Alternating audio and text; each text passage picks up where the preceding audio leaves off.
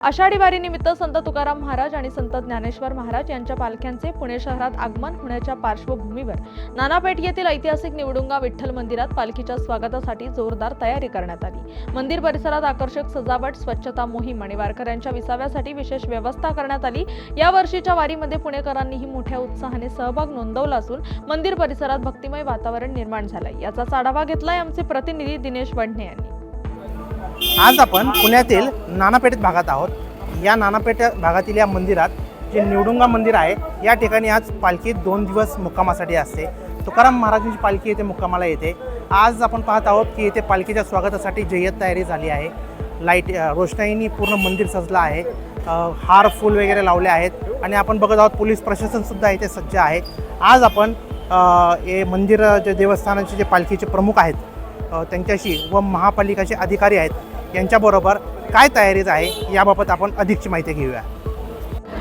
हा आषाढी वारी सोहळा जो दरवर्षी महाराष्ट्रामध्ये सगळ्यात मोठा सोहळा म्हणून आपल्याला परिचित आहे। दरवर्षी श्री ज्ञानेश्वर माऊली आणि संत तुकाराम महाराज देहू आणि आळंदीवरून ह्या पालख्या निघतात आणि त्या पंढरपूरपर्यंत जातात। त्यापैकी त्यांचा 2 दिवस मुक्काम ह्या आपल्या भवानीपेठ क्षेत्रातील जे हे निवडुंग विठोबा मंदिर आणि पालखी विठोबा मंदिर इथे होतो। त्या दृष्टिकोनातून वारकऱ्यांकरता ज्या सोयीसुविधा असतात त्या एक महानगरपालिका इथे पुरवते। यामध्ये मुख्यत्वे जे मोबाईल टॉयलेट्स असतात आम्ही जवळपास या परिसरात एक 450 ते 500 मोबाईल टॉयलेट्स इन्स्टॉल केलेले आहेत। त्यामध्ये महिला आणि पुरुषांकरता वेगवेगळे शौचालयस आहेत। वैद्यकीय सहायता कक्ष महिलांकरता पुरुषांकरता आहेत। महिलांकरता विशेष म्हणजे हिरकणी कक्षाची व्यवस्था करण्यात आलेली आहे।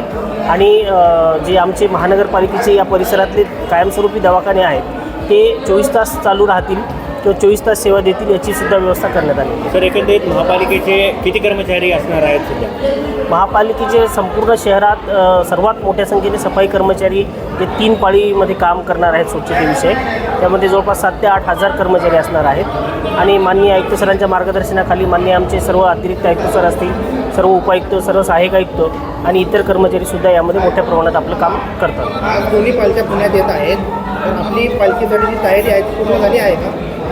महानगरपालिकेकडून जी काही तयारी करण्यात येते ती संपूर्ण तयारी पूर्ण झालेली आहे। पिण्याच्या पाण्याची असेल, मोबाईल टॉयलेट्स असेल, मंडप असतील निवाऱ्याकरिता किंवा इतर शाळांमध्ये सुद्धा निवारे असतात तिथे असेल, CCTV कॅमेरेज लावून झालेले आहेत।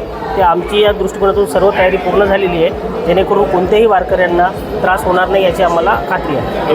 एकंदरीत वारकऱ्यांना काय आव्हान करू इच्छिता? आमचं वारकरी अतिशय भक्तिभावाने या वारीमध्ये सहभागी होतात आणि त्यांनी स्वच्छता पाळावी, महानगरपालिकेच्या मोबाईल टॉयलेटचा वापर करावा आणि जर काही अडचण असेल तर आमच्या जवळच्या म्हणजे मेडिकल अडचण असेल तर वैद्यकीय सहायता कक्षाला भेट द्यावी। तर एकंदरीत यावर्षी किती वारकरी दाखल होतील पुण्यात? दरवर्षीप्रमाणे वारकऱ्यांच्या संख्येमध्ये वाढ होत राहते। मला वाटतं मागील वर्षी 6 ते 7 लाख भाविक वारकरी इथे होते। यावर्षी कदाचित त्यापेक्षा जास्त वारकरी होते।